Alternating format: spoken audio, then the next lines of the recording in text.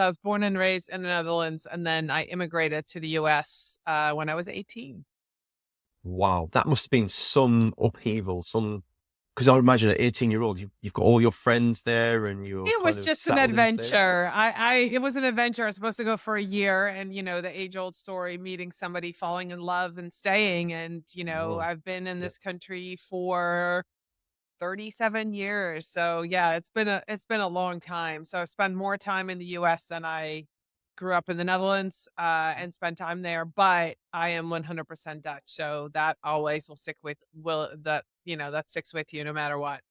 And so season two for this show has focused much more around people's stories and how they got where they are. Because the more I've recorded this podcast, the more I've realized that nobody got here on purpose. Very, very few people I spoke to saw in advance any of their journey that they've been on. And I love that almost serendipity and fate-led journey that people have been on, because that's what makes us unique and that's what gives us our unique selling point.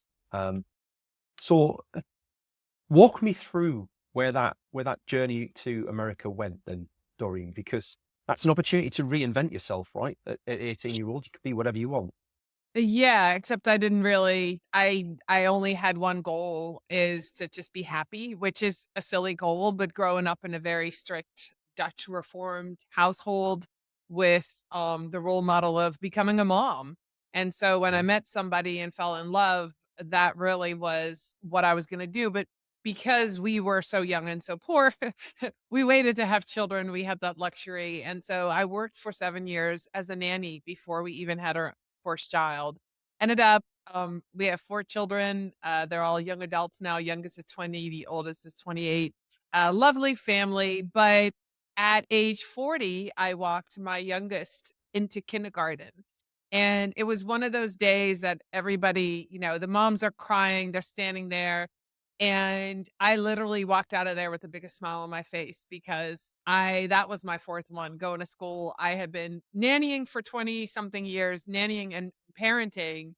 And this was the first time in, I think, 22 years that I had a day without a child, like a weekday. And I had from 7:30 to 2:30. I was like, what am I going to do with Yeah. my time? And this was 2010.